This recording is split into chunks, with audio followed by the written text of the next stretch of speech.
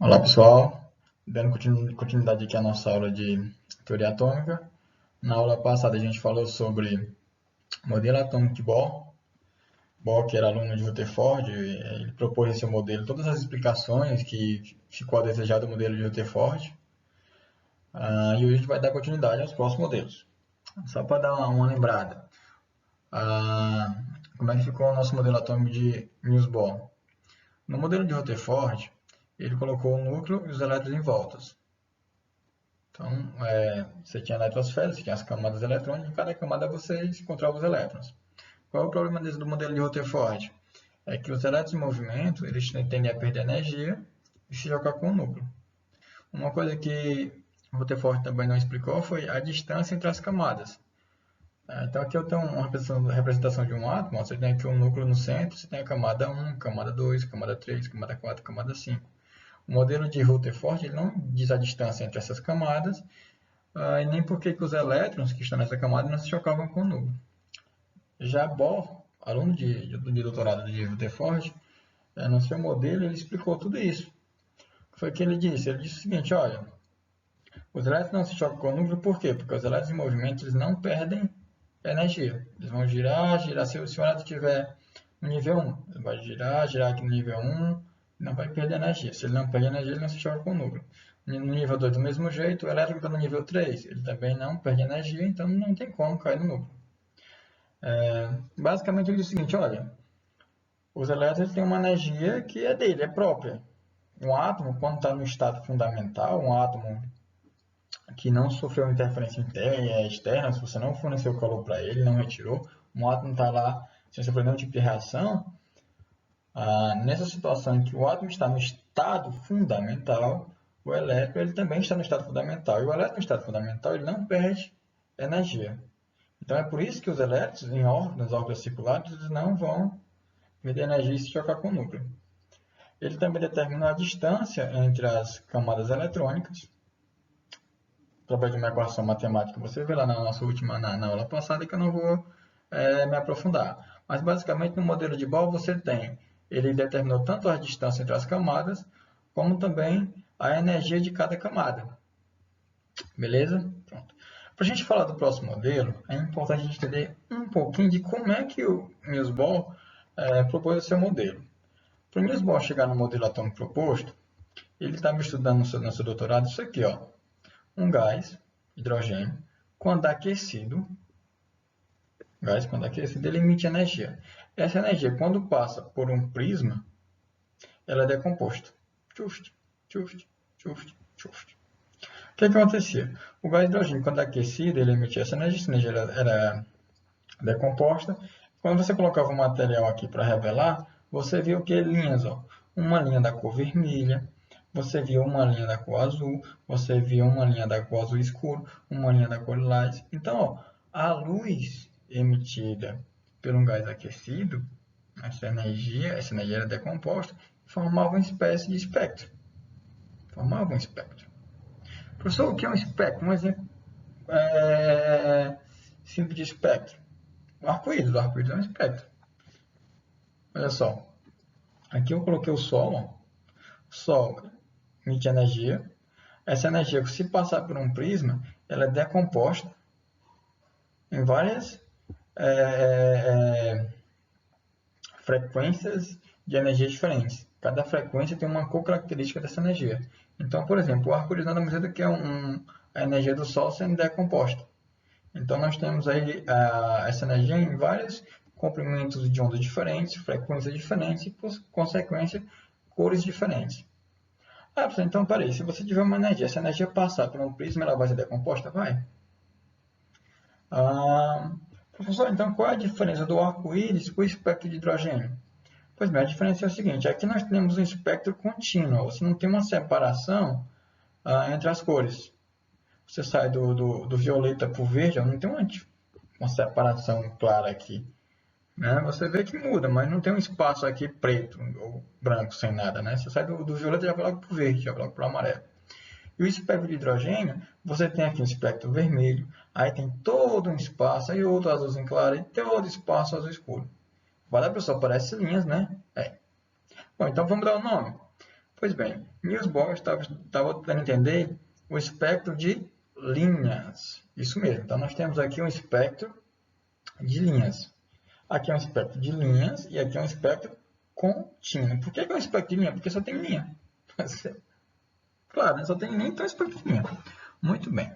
Então, o que ele estava buscando? Ele queria entender por que um gás, quando aquecido, emite energia. Essa energia, quando é composta, ela forma um espectro de linhas, mas esse espectro na cor vermelha, na cor azul, na cor azul escuro, por que não é na cor verde? Por que não é na cor amarela?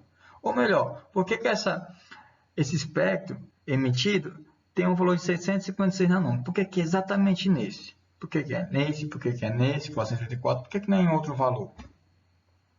Então vamos tentar entender todo mundo juntinho aqui. Ele estava tentando buscar a compreensão de o porquê, olha só, o porquê que um átomo, quando aquecido, emite energia. Então, tu aqueceu um gás, ele emitiu energia. É a primeira pergunta. A segunda é por que é nesse comprimento, nesse e nesse? E aí?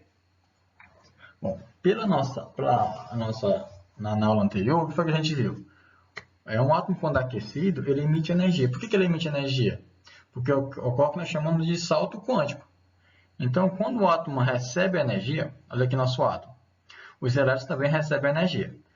O átomo está aqui no estado fundamental. Vamos considerar o hidrogênio, que foi o nosso exemplo. O hidrogênio ele tem um próton e um elétron. Vou botar esse elétron aqui no nível 1. Quando o átomo recebe energia, a energia vai para quem? Para os elétrons. Então, quando ele recebe esse elétron, ele fica no estado de excitado. Então, ele vai ficar cheio de energia, cheio de energia. O que acontece? Ele salta do nível do estado fundamental e vai para o nível mais energético. Então, por exemplo, quando ele sai do nível 1 para o nível 3, porque ele ganhou energia, ele está no nível mais energético. A partir do momento que o elétron ganha energia, ele sai do seu estado fundamental e a partir de agora você esquece essa história de não perder energia, porque ele saiu do estado fundamental. Quando você para a emissão de calor, o que acontece com o nosso elétron? Ele vai ficar em movimento aqui, por exemplo, o meu exemplo que eu dei foi do nível 1 para o nível 3. Ele vai ficar girando, só que eu saio do estado fundamental. O que vai acontecer com o elétron? Vai perder energia e vai voltar para o nível 1. Então, ele tentando entender esse espectro aqui, foi que ele conseguiu chegar nessa conclusão de que, olha, o átomo emite energia por quê? Porque o elétron sai de um nível menos energético e vai para um nível mais energético. Quando ele perde essa energia, ele volta para o nível normal e emite energia. Então, ele ganha energia, ele salta, vai para o nível mais energético. Cessou o calor, ele vai girar, vai perder essa energia. Quando ele perde energia, perdeu a energia vai para onde? A energia vai para fora. Ele volta para o seu estado fundamental, a energia vai embora. Essa energia é o que você vê. Beleza?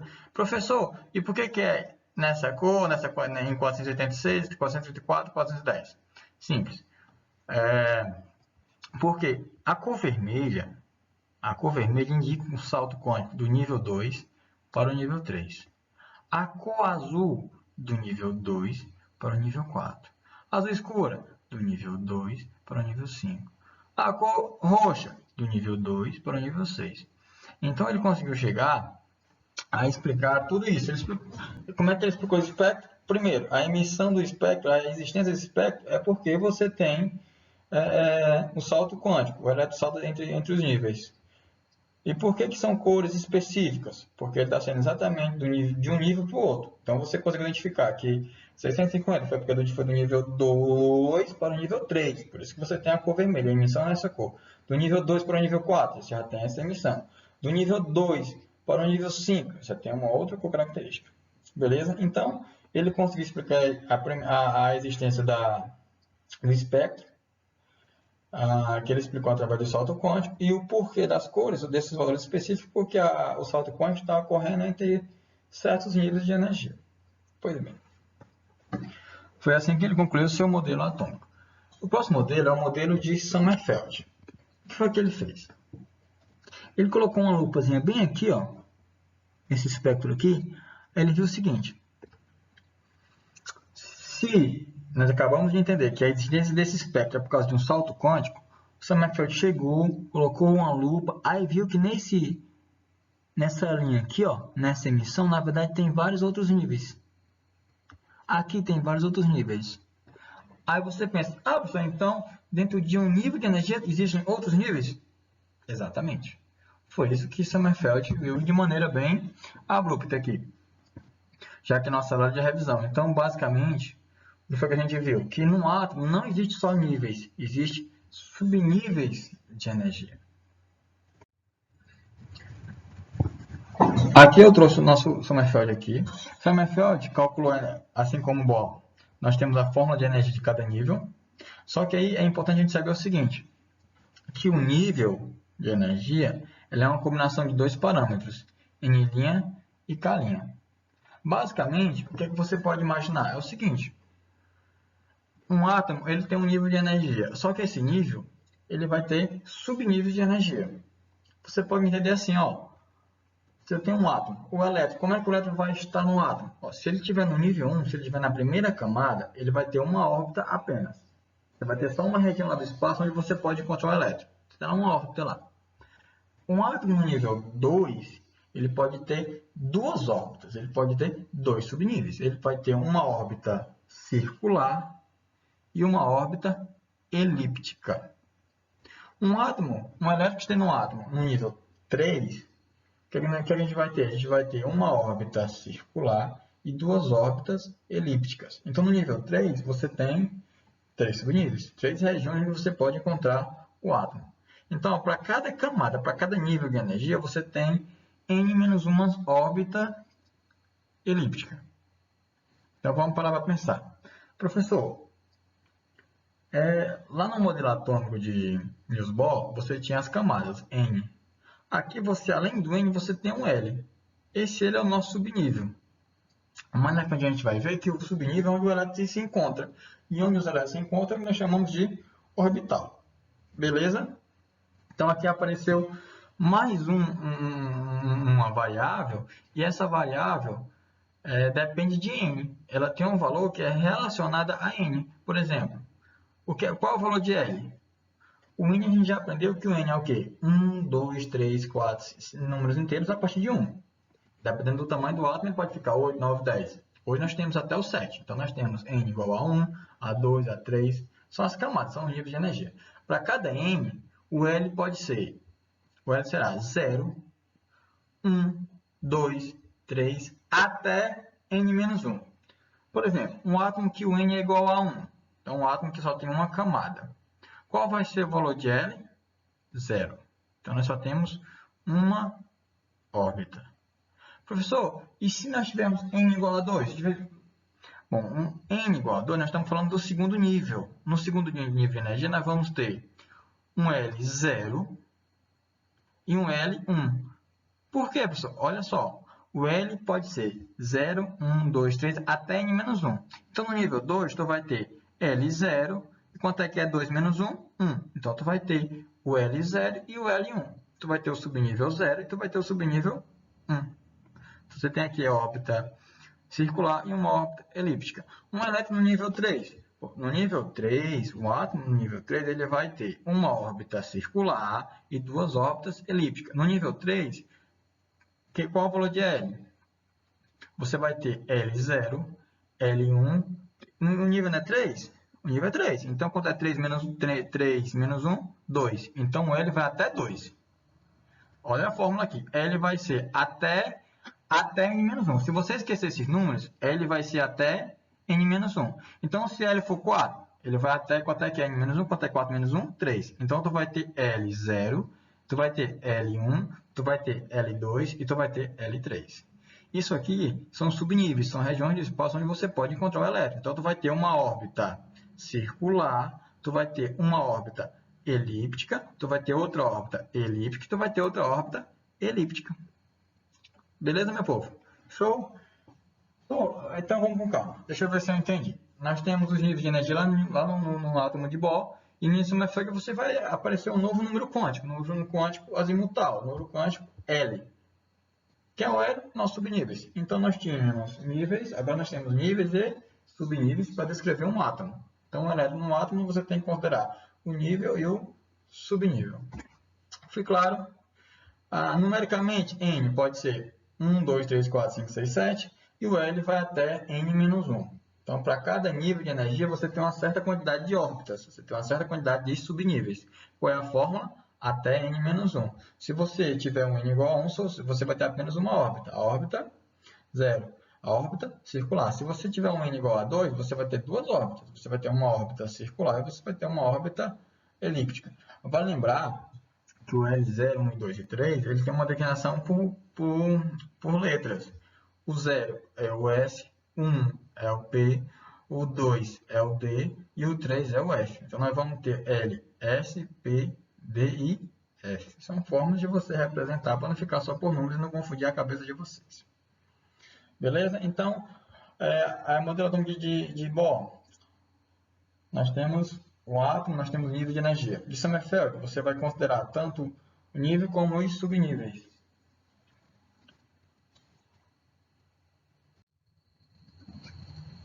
Professor, teoria atômica moderna, o que é isso? Meninos, agora eu quero que você esqueça tudo. Esqueça tudo. Pronto. Aqui, você vai falar do átomo de maneira moderna, maneira totalmente diferente. A teoria atômica moderna, eu considero três fatos importantes para você dizer o que é um átomo. O primeiro é, o átomo é formado por prótons, nêutrons e elétrons. Beleza. O elétron é uma partícula. Confere? Confere. Ponto. Só que ele não é uma partícula. Ele depende de como é que você vai fazer um experimento com o elétron. Dependendo do experimento com o elétron, ele pode se comportar como partícula, como uma coisa massenta, tem que considerar uma certa massa, certo? Mas também ele pode se considerar como se fosse uma onda eletromagnética. Então, na teoria atômica moderna, o elétron aqui ele não é mais tratado como partícula, ele tem um comportamento dual. Ele pode ser tanto se comportar como partícula, como ele também pode se comportar como uma onda. É o princípio da dualidade onda-partícula de Louis de Broglie. Isso aqui a gente já discutiu em sala de aula. Uma outra contribuição para a teoria atômica moderna é o princípio da incerteza de Heisenberg. O que é isso? Ele diz o seguinte, ó, é impossível você detectar com precisão, com exatidão, a posição e a velocidade do elétron. Então, se você pegar um átomo, se você disser o elétron está aqui, você não pode dizer a velocidade dele, a energia dele, porque você teve que tocar nele, você teve que colocar um sensor no elétron. Então, não dá para você saber a posição e a energia, porque a partir do momento que você toca no elétron para saber a posição, ele perde energia. Então, a simultaneidade dessa informação você não consegue. Isso é nosso chamado princípio da incerteza de Heisenberg. E a equação de Schrödinger. A combinação dessas três coisas é o que eu junto para nós termos o nosso modelo atômico moderno. Algumas literaturas não consideram o princípio da dualidade, mas eu coloquei aqui porque eu acho extremamente importante. Porque na teoria atômica moderna, o que é que se considera? Se considera-se a mecânica quântica. E pela mecânica quântica, nós temos o átomo como uma probabilidade. Por exemplo, quando eu coloco um átomo com um núcleo e os elétrons em volta, estou sendo bem didático. Pela teoria atômica moderna, você não tem eletrosfera com os elétrons ali bonitinho, não. Que nem eu acabei de mostrar para vocês. Pela mecânica quântica, eu tenho um modelo probabilístico. Professor, que diabo é isso? É simples. Você faz um cálculo matemático, através de uma equação matemática, você calcula uma probabilidade de você encontrar o elétron. Então, que equação é essa? É a equação de Schrödinger. Quando você usa a equação de Schrödinger, você calcula como é que os elétrons estão no átomo. Então, você, através da resolução, você resolver a equação de Schrödinger, você vai ter uma resposta, você vai ter uma equação matemática. Essa equação matemática é o que me dá a região do espaço em que eu encontro o elétron. É interessante também que a equação de Schrödinger é uma coisa, mas o ponto aqui da equação é até meio irônico, é que quem interpretou essa equação foi Born. Born diz o seguinte, olha, o teu resultado, Schrödinger, esse resultado que você encontrou aqui, que você nos deu nessa equação, essa solução aqui, não significa muita coisa para o átomo, não. Mas se você levar ao quadrado, então é o resultado da equação, uma equação matemática, a solução. Quando ela é elevada ao quadrado, ela vai me dar exatamente a probabilidade de você encontrar o elétron no átomo. Então vamos recapitular. Professor, então usa a equação de Schrödinger. A resolução dessa equação me dá a maior probabilidade de encontrar o elétron no átomo. A posição lá, uma região lá do átomo onde o elétron se encontra. É isso? É isso. Basicamente é isso. Então, como é que seria o átomo? Bom, o átomo seria assim, um pontinho, como se fosse um núcleo. E em volta dele, você pega assim um monte de farinha assim na mão. Quem joga aqui, quem vai para o carnaval, tem, pelo menos aqui no Ceará, aqui nos anteriores, a gente tem um hábito de pegar goma e jogar goma nos outros, né? Então, como é que seria o átomo? Pega aqui um pontinho de átomo, aí pega uma mochila de goma, aí faz assim, ó. Vai espalhar goma por tudo isso aqui? Pronto. Essa nuvem, essa poeira é o que nós chamamos de é o átomo pela teoria atômica moderna. Vai ter um monte de pontos em que você vai encontrar o elétron, mas tem pontos que você não encontra. Beleza? Então é só não, é um modelo probabilístico em que você calcula regiões do espaço onde você pode encontrar o elétron. Aí dependendo da resolução, dependendo da resposta dessa equação, você vai ter regiões diferentes. Por exemplo, aqui eu coloquei vários orbitais. O que é isso? Isso aqui nada mais é do que a resposta ou a resolução da equação de Schrödinger. Quando você resolve uma equação, ele pode ter esse gráfico. Uma outra resposta pode ter um gráfico com esse perfil. Uma outra resposta você vai ter um gráfico com esse perfil. Uma outra resposta você vai ter um gráfico com esse perfil. Vale destacar que aqui nós temos o eixo Z, o eixo Y e o eixo X, porque nós temos o átomo é esférico. Então você tem que considerar todas as coordenadas, você tem que imaginar um 3D. Então você tem frente, lado, cima, baixo. Por isso que nós temos aqui esse perfil de orbital. Agora, o que eu acho importante? Vamos sempre lembrar que essa aula a gente já deu ensaio, então é mais uma revisão. Na equação de Schrödinger, para você resolver, assim como o Bohr, a nossa aulinha passada, ele introduziu a mecânica quântica quando disse o seguinte, olha, o N só vai poder assumir valores 1, 2 e 3.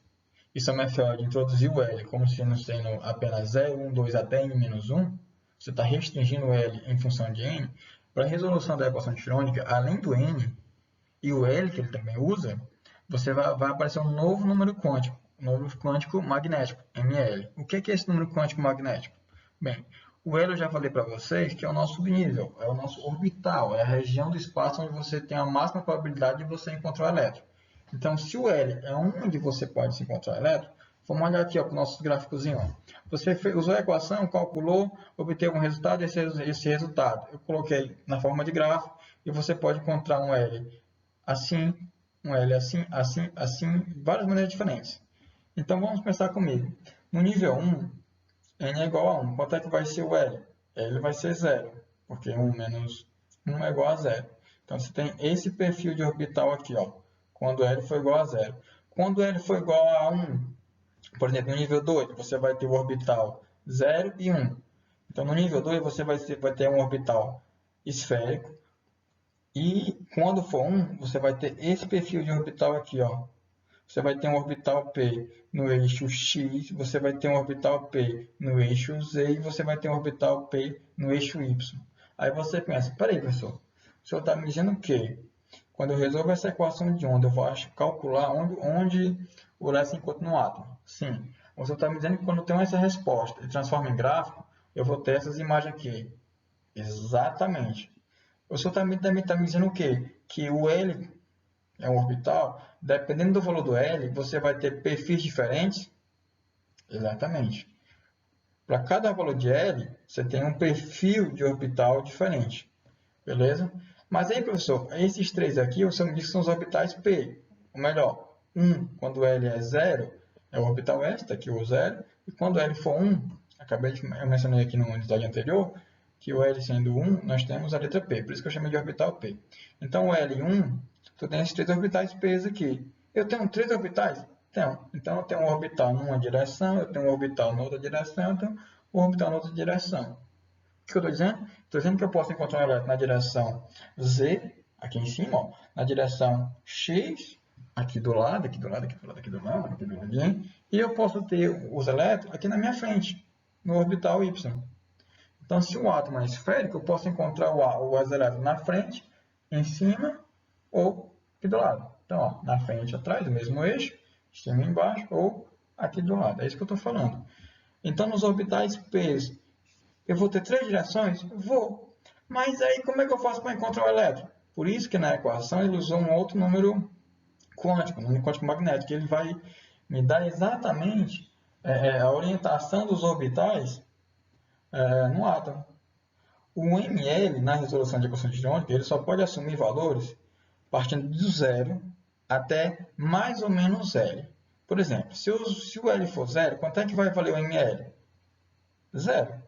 Se o L for 1, quanto é que vai valer o L? Bom, o L sendo 1, ele vai valer o L, ele pode assumir valor de 0 até mais ou menos 1. Então, como é que ficaria o ml? Os valores possíveis de ml. Menos 1, 0 e mais 1. Beleza? Por quê? Porque o ml ele vai até mais ou menos o L. Beleza? Então, número quântico magnético. Ele vai de 0 até mais ou menos o L.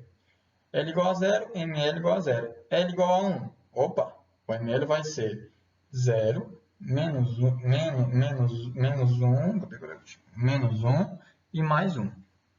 Então, vamos só recapitular aqui. A equação de Schrödinger, ela me dá um cálculo onde eu encontro os elétrons no átomo. Show! Só que para eu resolver essa equação, eu tenho que impor algumas variáveis. Essas variáveis eu imponho alguns valores, eu restringo certos valores. Quando eu restringo, eu estou quantizando o meu modelo atômico. Eu estou entrando profundamente na nossa mecânica quântica. Eu introduzi o número quântico N, número quântico porque ele só pode assumir certos valores, 1, 2, 3, 4, 5. O L, ele só pode assumir 0, 1, 2 até N-1. E o ML, ele só pode assumir 0, mais ou menos 1, mais ou menos 2, até mais ou menos L. Dependendo do L, o ML varia. Ele vai ter sempre 0 e mais ou menos o L. Então, para eu resolver essa equação de Schrödinger, eu tive que usar esses três números quânticos. Eu resolvendo a equação, eu vou ter uma região no espaço onde eu posso encontrar o elétron lá no átomo. Só isso. Então, a nossa teoria atômica moderna, falando apenas da equação de Schrödinger, ela é interessante por quê? Porque é uma equação que você resolve essa equação, você tem uma resolução. Essa resolução, essa resposta, é a região onde você pode encontrar o elétron. Essa região eu chamo de orbital. Vale lembrar que o resultado dessa equação, eu transformo ela em gráfico. Então, tu vai ter gráficos diferentes. Esses gráficos vai estar em orientações diferentes. Como é que eu vou distinguir uma orientação da outra? Através do número quântico magnético. Ela vai me dizer se o meu elétron, se a região do espaço onde eu encontro o elétron, está no eixo X, no eixo Y, na lateral, ou no eixo Z, aqui para cima e para baixo. Beleza? Assim se resume nossa teoria atômica moderna. Eu vou falar, professor, o senhor colocou aqui esse MS. O que é esse MS? Esse MS aqui é o número quântico de spin. Ele está relacionado ao comportamento do elétron frente a um campo magnético. Quando eu estiver falando de números quânticos, eu vou voltar a falar dele. Os números atômicos. A gente viu que esses números são importantíssimos, ou foram importantíssimos, para a elucidação dos modelos atômicos. Então, eu resolvi aqui uma parte da nossa aula para a gente discutir um pouquinho de cada um. O N é o nosso número atômico principal. Ele está relacionado ao nível de energia. Então, quanto maior for o N, maior o nível de energia que o elétron se encontra. O L é o nosso subnível, o nosso orbital atômico, é o nosso local onde você pode encontrar o elétron. O L nada mais é do que a resposta daquela equação de Schrödinger. A resolução dela, quando você coloca um gráfico, você vai ter esse perfil aqui. Ó. Esses perfis são perfis em que você tem L's diferentes. Por exemplo, quando o L é 0, você vai ter um perfil de orbital esférico. Quando o L for 1, você vai ter uma espécie de halteres. Quando o L for 2, você vai ter um gráfico em que ele vai pegar planos do eixo X, do eixo Y, você vai pegar planos só do eixo Z. Tudo isso aqui são resoluções da equação de Schrödinger que a gente já discutiu detalhadamente em sala de aula. Então, não vou me aprofundar tanto. Mas, basicamente, é isso.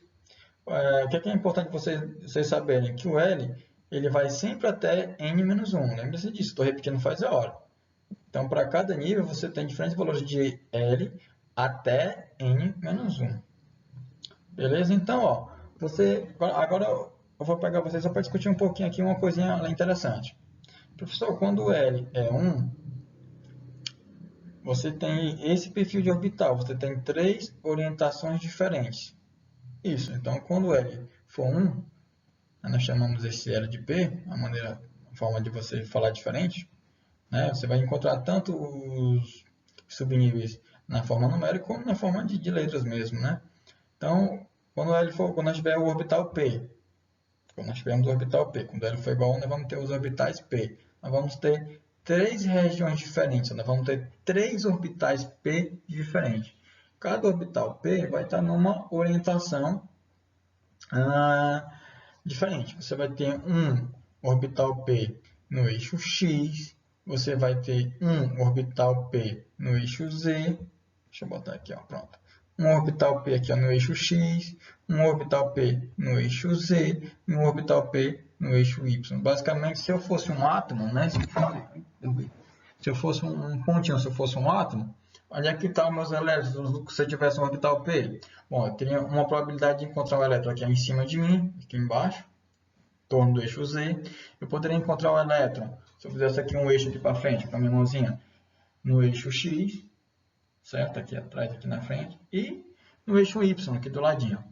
Então, um átomo aqui, um elétron que se encontra nos orbitais P, você tem 3 orientações possíveis.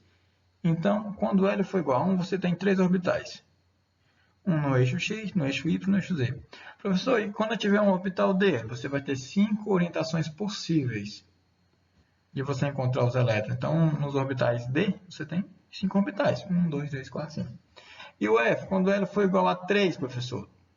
Os orbitais F, você tem 3 orientações possíveis de se encontrar o elétron. Ah, professor, por isso que na equação de Schrödinger, ele usou também um outro número quântico, o ML, o número quântico magnético. Ele me dá exatamente a orientação em que o elétron se encontra.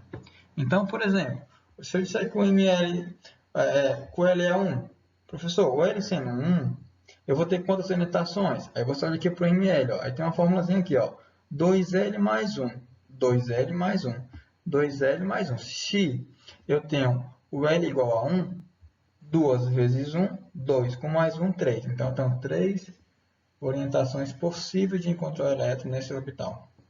Fechei esse presente. Professor, e L igual a 0? Quando L for igual a 0, vou jogar na fórmula aqui de quantas orientações possíveis? L igual a 0, você vê que ele é esférico, né? Então, ó, L igual a 0. 2 vezes 0, 0. Com mais 1, 1. Eu só tenho uma orientação. Então, todos os elétrons que tiver no orbital S, no orbital com L igual a 0, só tem uma orientação. Mas todos os elétrons que estiverem no orbital P, eu vou ter 3 orientações possíveis. Então, você vai ter que escolher ou entender onde é que você vai encontrar o elétron nesse átomo, nesse orbital. Aí é onde vai entrar o número quântico magnético. O número quântico magnético é importante, por quê? Porque dentro dos orbitais, você vai poder, primeiro, o número quântico magnético ele me dá orientação. Segundo, a gente vai ver que cada orbital desse cabe um número máximo de elétrons. Por exemplo, nos orbitais P você tem 3 orbitais. Cada orbital cabe no máximo 2 elétrons. É para isso que vai servir o nosso número quântico magnético. O número quântico magnético ele nada mais é do que o comportamento do elétron frente a um campo magnético. Se você colocar uma rama de elétron e aplicar um campo magnético, você vai ver que a metade dos elétrons vai para o lado positivo e a metade dos elétrons vai para o lado negativo. Mas, professor, os elétrons não têm carga negativa? Tem. É um fenômeno da natureza isso. Os elétrons, mesmo eles tendo carga negativa, a metade vai ficar exatamente do lado positivo do campo eletromagnético e a metade vai ficar do lado negativo. Isso é importante porque quando a gente estiver trabalhando a descrição de um elétron no átomo, a localização de um elétron no átomo, você vai usar justamente esses números quânticos. Você vai usar o N para dizer que o elétron está em tal nível de energia. Por exemplo, o elétron de um átomo de hidrogênio, né, o último elétron. O hidrogênio só tem um elétron, né, que o número atômico dele é 1, só tem um elétron. Então, um S1, um átomo de hidrogênio neutro. Onde é que esse elétron se encontra? Professor, se ele só tem um elétron, ele vai estar no primeiro nível. Então, ele vai estar no nível 1. Se ele só tem um elétron, ele só pode estar no orbital S, porque o primeiro nível de energia, quando N é igual a 1, tu só tem um orbital, que é o orbital S, só tem uma órbita.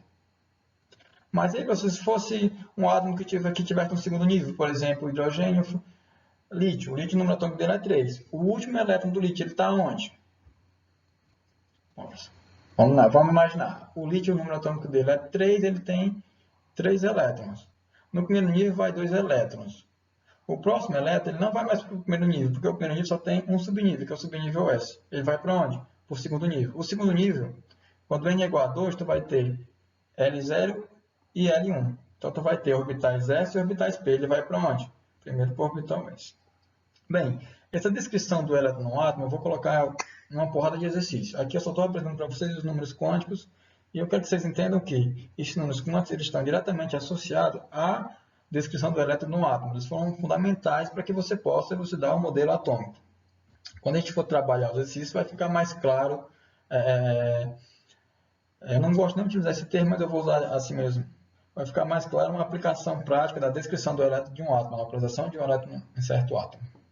Aí como é que se localiza? É com a combinação desses números quânticos. Sabendo que n só pode assumir certos valores, que L está relacionado a n, também podemos assumir certos valores, que ml só pode assumir certos valores. Então, para cada valor de L, o ml tem o seu valor. O ml vai ser sempre de 0 a mais ou menos L. Por exemplo, se o L for 0, ml vai ser 0. Se o L for 1, quanto é que vai ser o ml? O ml vai de 0 a mais ou menos L. Se o L é 1, o ml vai ser 0, menos 1 e mais 1. Se o L for 2, ele vai ser 0, menos 1, menos 2, mais 1 e mais 2. Se o L for 3, ele vai de 0 a mais ou menos L. Lembra disso? Então, o ml vai de 0 a mais ou menos L. Se o L for 3, que eu chamo de F, então L for 3, eu vou ter, o ml vai de 0, menos 1 a mais 1, menos 2 a mais 2, menos 3 a mais 3. Então, lembrem disso, ml vai de 0 a mais ou menos L. São os nossos números quânticos. Bom, aqui a gente vai fixar aqui a aplicação dos nossos números quânticos. Aqui eu tenho N, nosso número quântico principal. Aqui eu tenho L, nosso número quântico secundário, ou nossos orbitais. Aqui eu tenho o número quântico magnético, que orienta os orbitais no espaço. Então, vamos discutir aqui um pouquinho. Quando o N for igual a 1, quanto é que vai ser o L?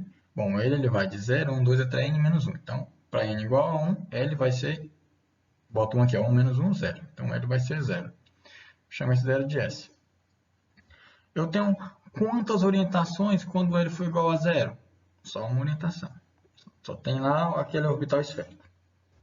No nível 2 de qualquer átomo, no nível 2, eu vou ter quantos subníveis? Quantos orbitais? Bom, o L vai de 0 até N-1. Nível 2, ele vai 0, então está aqui o primeiro subnível, até N-1. Quanto é 2 menos 1? 2 menos 1, 1. Então, no nível 2, eu tenho 2 subníveis. No nível 3, eu vou ter o subnível 0, eu vou ter o subnível 1 e vou ter o subnível 2. Lembra que o L ele vai até N-1. Ele vai de 0 até N-1. Então, subnível 0, subnível 1, subnível 2. Se N for igual a 4, eu vou ter o subnível 0, 1, 2 e 3. Por quê? Porque o L ele vai até N-1. Se o N é 4, o L vai ser 3. Então, eu vou até 3. Ó. Subnível 0, 1, 2 e 3. Quando o subnível for 0, eu só vou ter uma orientação. Quando o subnível for 0, ou seja, quando for subnível S, eu vou ter apenas uma orientação. Quando o subnível for 0, eu vou ter apenas uma observação. Repetir 3 vezes. Mas quando o subnível for 1, ou seja, quando nós tivermos os orbitais P, eu vou ter 3 orientações, eu vou ter 3 orbitais. Eu vou ter essa orientação, eu vou ter essa orientação e eu vou ter essa orientação. Então, eu tenho 3 orientações aqui de orbitais P.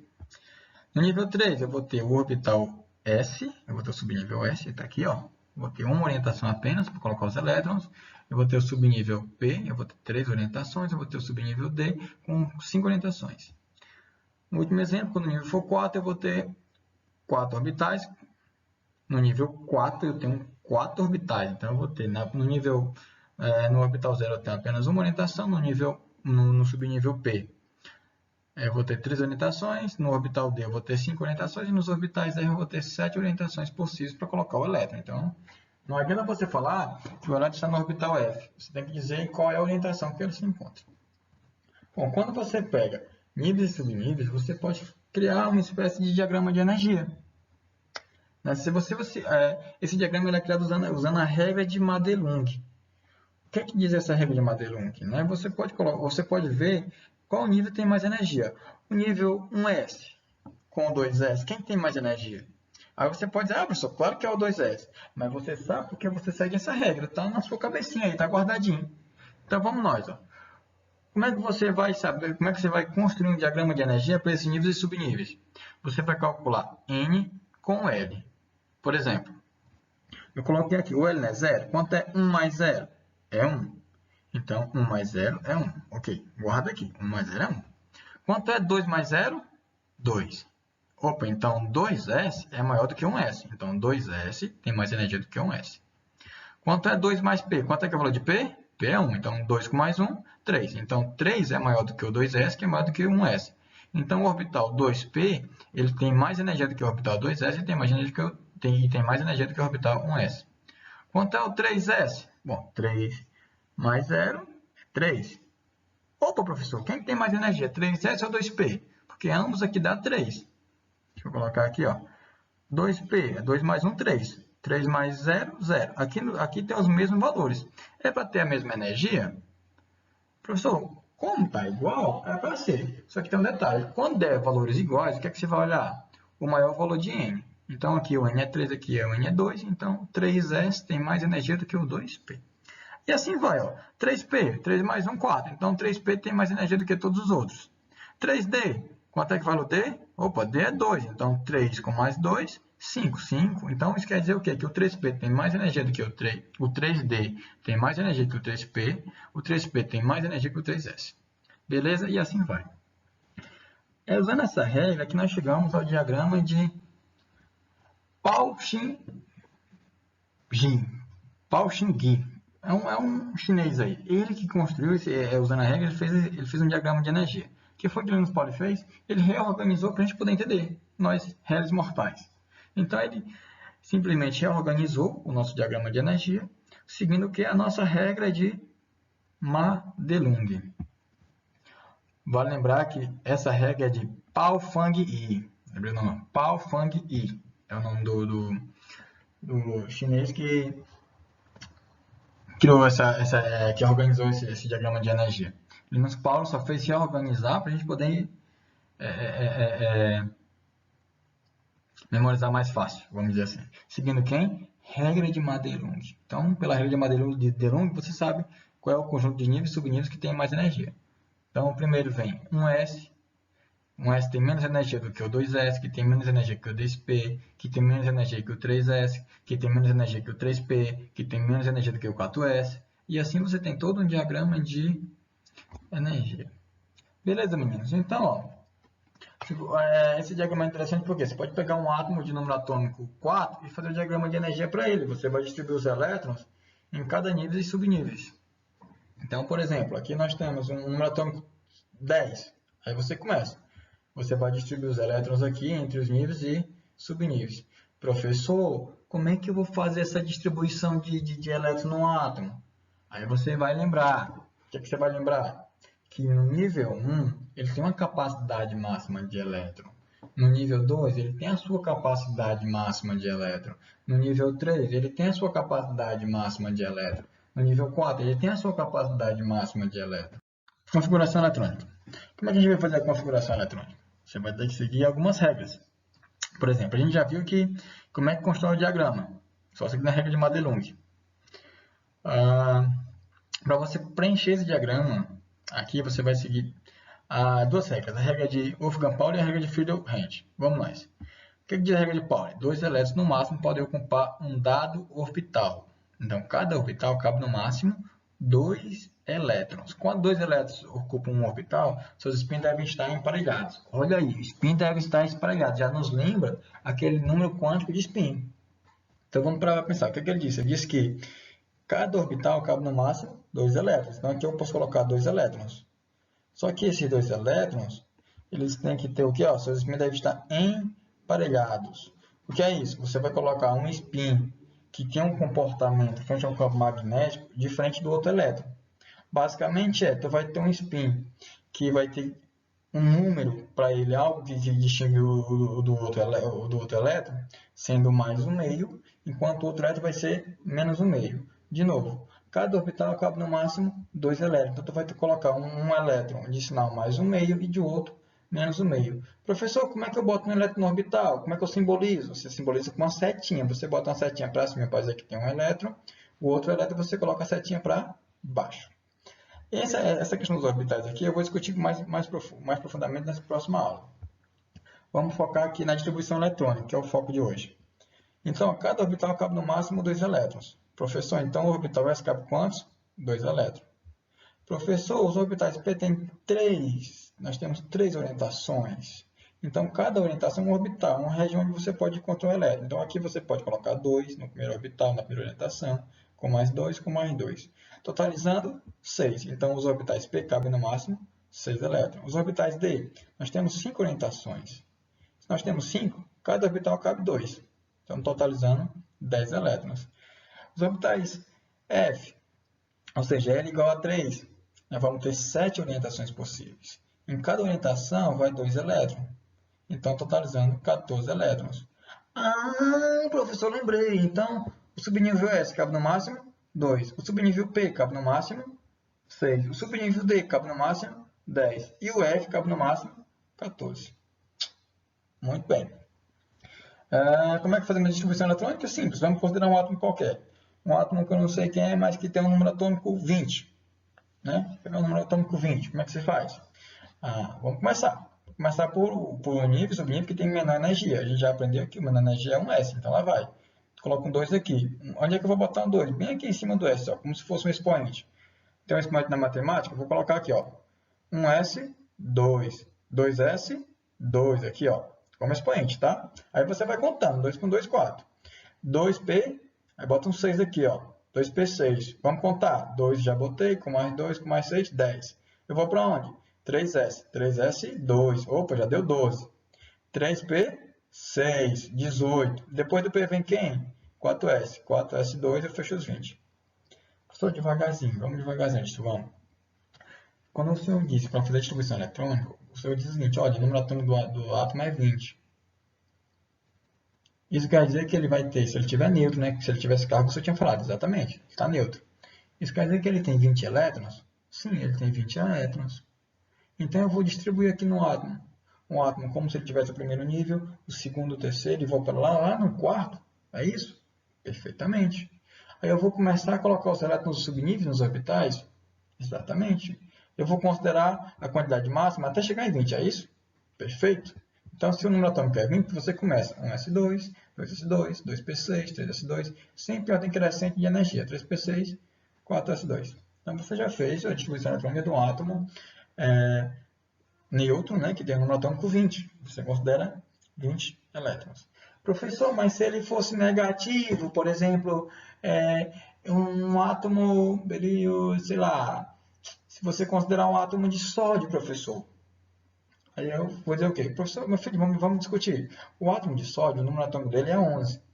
Ele está no neutro. Então, vamos fazer a distribuição eletrônica dele? Vamos. Aí você vai distribuir até chegar onde? No 11. Aí começa. 1S2, porque o máximo que ele cabe é 2. Eu posso colocar 1S11? Não, porque só cabe 2 no S. Então, 1S2. Aí eu vou para onde? 2S2, já cheguei em 4. 2P, cabe 4 no P? 6. Então, eu boto 2P6 aqui como expoente. Então, 2 com mais 2, 4. Com mais 6, 10. Professor, por que você não coloca 2P7 aqui? Aí já fica 11. Porque o P só cabe 6. Então, lá vai 1S2, 2S2, 2P, 6. E 3S1. Aqui nós fechamos onde? A distribuição eletrônica do átomo de sódio. Eu vou do S até o 3S aqui. Mas se fosse sódio mais, sódio mais, se está positivo, ele perdeu elétron. Se só tem uma carga positiva, ele só perdeu um elétron. Então, o íon sódio mais, ou o cátion sódio mais, ele tem 10 elétrons. O que você vai fazer? Você vai fazer só até 10. Aí começa 1S2, 2S2, 2P6. Aí acaba aqui. Mas se fosse um ânion, como é que ficaria? Aí você só somaria a quantidade de elétrons na espécie química aniônica. Ok? Beleza? Show. Quando você for fazer a distribuição eletrônica, vamos supor que você queira trabalhar apenas com um certo orbitais. Orbitais P, por exemplo. Eu quero distribuir 5 elétrons nos orbitais P. Como é que você vai fazer? Cada orbital cabe no máximo 2. Então lá vai. Aí eu boto o outro aqui? Não. Seguindo a regra de Rand, olha só. Se mais de um orbital em uma subcamada, em um subnível, estiver disponível, então tem vários orbitais disponíveis. Adicione elétrons com spins paralelos aos diferentes orbitais daquela subcamada até completá-la, antes de emparelhar. Então, por exemplo, aqui nós temos 3 orbitais e temos 5 elétrons para distribuir aqui. O que é que você vai fazer? Deixa eu achar aqui a câmera. Opa, você está em cima. Você está em cima. O que você vai fazer? Você vai colocar primeiro o elétron aqui, ó, primeiro aqui, para cima, o segundo, para cima, o terceiro, para cima. Opa, já tem 3. E o quarto? Aí eu volto para cá, para baixo, e o quinto para baixo. Aqui eu tenho distribuir 5 elétrons nos orbitais P. Ok? Professor, mas eu não posso fazer assim, não. Ó. 1, 2, porque cabe no máximo 2, 3, 4 e 5. Não, não pode. Por quê? Você tem que colocar, seguindo a regra, spins paralelos. Primeiro você coloca em cada um dos orbitais spins paralelos, ó, todo mundo para cima e depois todo mundo para baixo emparelhado. Ok? Pronto. Atividade. Eu vou deixar uma aula para a gente só de atividade, só para a gente trabalhar os números quânticos, para a gente trabalhar a distribuição eletrônica de espécies aniônicas, catiônicas, tudo isso. Por hora eu vou deixar aqui só o conteúdo e na próxima eu vou trazer um vídeo resolvendo questões para vocês, para a gente poder praticar esse conteúdo, beleza? Eu estou fugindo aqui, ó. Na verdade são vocês, eu aqui preparando o exercício e vocês correndo. Valeu, moçada, até a próxima. Fui!